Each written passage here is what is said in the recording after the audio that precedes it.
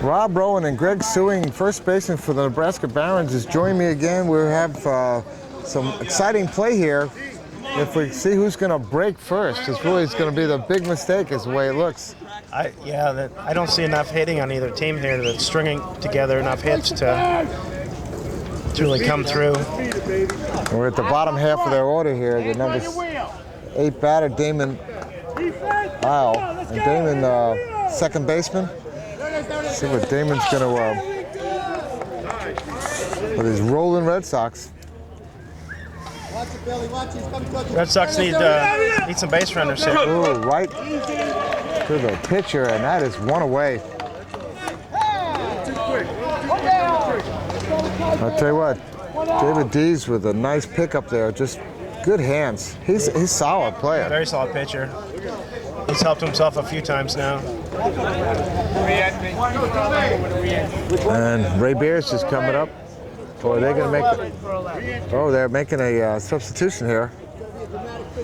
Let's see who this is. It's getting to the part of the game where you can see a little bit of tension on both of the dugouts, where they know a mistake could lose the game for them. I think this is Tom Dodd coming in. Yeah, Tom Dodd's coming in to replace Ray Beers. Was Ray listed as the quad for them? No, Mike Gilbo's the quad. Okay. So, we'll see if Tom might be a offensive substitution here, because somebody needs some offense. So let's see what comes out of this. There it is. Go, Tom, go. High. Oh, he catches it. Joey G with that catch there.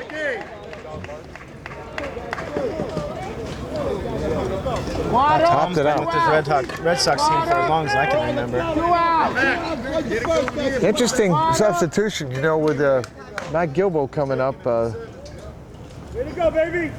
Sometimes when you make an offensive substitution, you always wonder what you're doing in terms of, because they had a good pitcher up there to take him out. Well, and you can re-enter, though. That's the point. So I think that was Oh, you actually can re-enter. You can re-enter one time.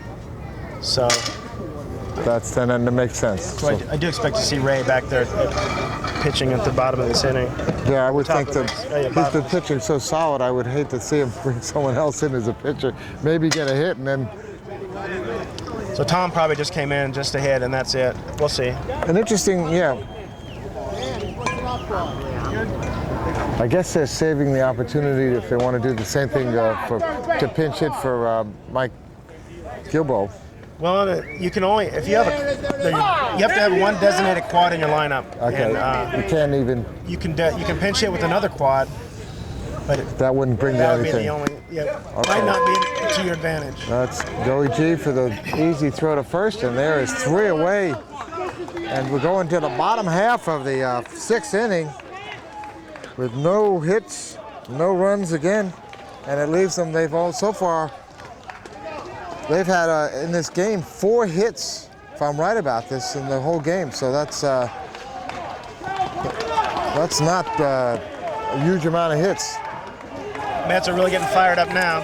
And I think they are the only team who had a runner on third. They left a runner on third in the 4th. But I don't believe the Red Sox have had a runner past second base. Well, the thing that's interesting is right now they have also the bottom half of their order come up. You know, they have Luis Rivera and Damon Rogers. So let's see if these guys can produce. You don't expect as much from the bottom. You don't, but they can really give you a spark. If one of those guys gets on, it can really get to the start of the lineup and really give a spark to your team. But if they don't, they'll have the top of the lineup in the 7th inning. Yeah, well, Ray Beers is back in and pitching, and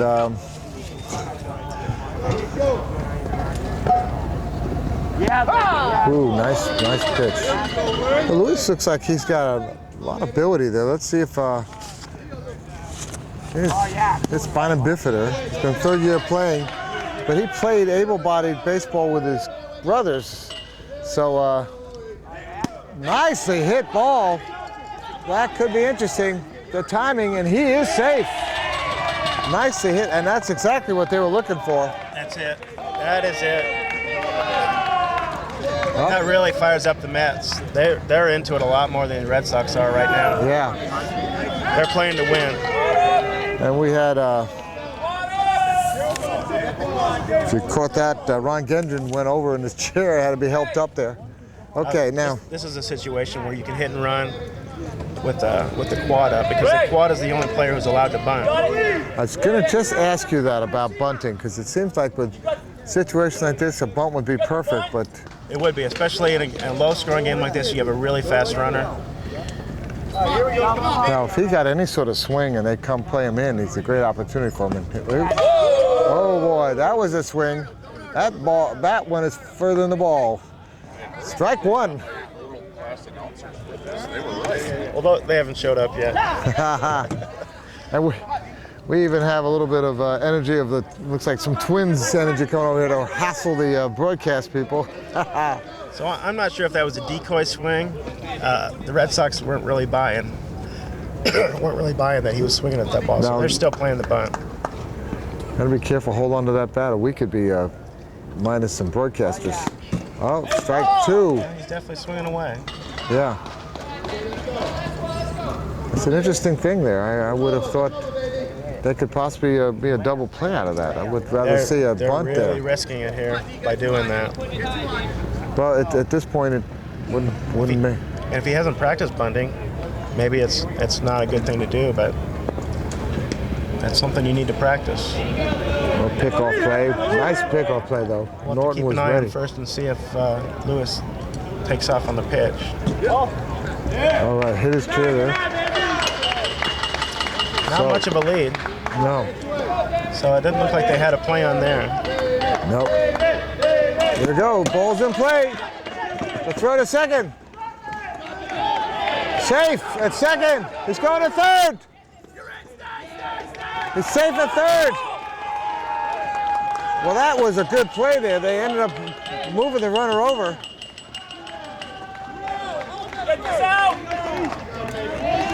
The Red Sox were not quite sure who was supposed to cover second on that play. You could tell that they hadn't experienced that much with this young team that they have. And then there was no one backing up third and no one in to help the quad at catcher. So they've really got to be careful here. With one out, they got Yusuke up here. And he hits a nice one. That's going to score a run. RBI. Throw to first. Got him at first, but there's the first one of the game. That was the third out, so that run is not going to count. Oh, that was the third out. You're right about that. Okay, that's... Oh, wow. I forgot about... That's 2 outs. No, it's only 2 outs. It's only 2 outs. That's not the third out. That run counts. That run counts. I'm going to say.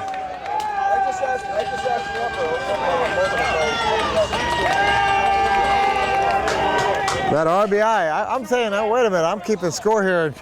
I'm looking, trying to figure out what is going on here. What did I miss? I went back to look at Yeah, it. the official score. The official score said there was 2 outs. Well, you know what? It just shows you that we don't have that big scoreboard up there, and sometimes it makes a difference on. It's a whole lot easier. Oh, look at the Sox have to go back up, and they've got. That's got to be demoralizing for them. They thought that they had got out of that inning, Yeah. but now they've given up a run. And Joey G, who had a single in the 4th inning, is up, and they could still put another run on here. A second run would just almost clinch this game with the way that the Red Sox have been hitting. But they're top of their orders coming up in the 7th, so. Get out, baby, get out. This has been a good inning, 6th inning for the Mets. The amazing Mets, or amazing Mets Yankees. Nicely hit ball by Joey G. That's going to be a hard play, and there's no way. Nicely. I'll tell you what, I am impressed by his hitting and his speed. He hit it sharply, and Steve Davis made a really good play on the ball, but because of his speed, they had no chance to get him. You know, Steve, like I said, you can't play it any better than that. But that's what speed will do for you. Someone who really knows how to move in that chair. Now, does being a righty or lefty make a difference? Because I see the lefties are kind of aiming the cheer the other way in order to reacquaint and get going to first base? Does that cost them a little bit? It depends. If you box yourself fully in where your front wheels are blocked so you can't roll forward, you kind of have to push forward toward the plate before you make a move toward All right. first base. Oh, that ball's sliding through the hole. Get in That's the going to gap. be, oh. He's running to third. They're throwing to third. The throw will get him. Nope. He's safe. They have men on the corners with 2 outs. Eddie Lopez with a great hit there. Wow, just Yeah, Ron Gendron just couldn't quite get the handle on that ball. and here comes Pete Schuyler. And I'll tell you what, that set out that we were talking about has come back here, and here with 2 outs, they've got men on the corners and an opportunity to put another little more insurance into this game. If Pete can put a hit on here, the man on third is going to be in, but Yeah, this is a huge insurance run. now the question would you be, how much of I would do a hit and run in this situation. You've really not a lot to lose there, do you? Well, with 2 outs, you probably just want to put it in play somewhere. But you don't want to be caught at second either. You don't. You don't want to give up a force, but you don't see a lot of hit and runs with the big hitter up. You expect a big hitter to hit up the outfield. But they are going to be in motion the minute that ball is hit. There's no question. They have nothing to lose by being caught by a fly ball. So, and Pete. Ray needs to adjust his straps a little bit here. He's a little uncomfortable. All right. As the pitcher ties himself back in. I bet they don't say that in the big leagues, at the Major League Baseball. No, not a lot of strapping in there. That's a high. Trouble because it's a tweener. Here it is. And the throw, he's Oh, and Mac got him got him. out. Whoa! By Mac Great. Williams. And the Mets put their first and only run of the game on the board. And at the end of 6, it's 1-0. And the Red Sox are going to be coming up for their last opportunity. So we'll be right back.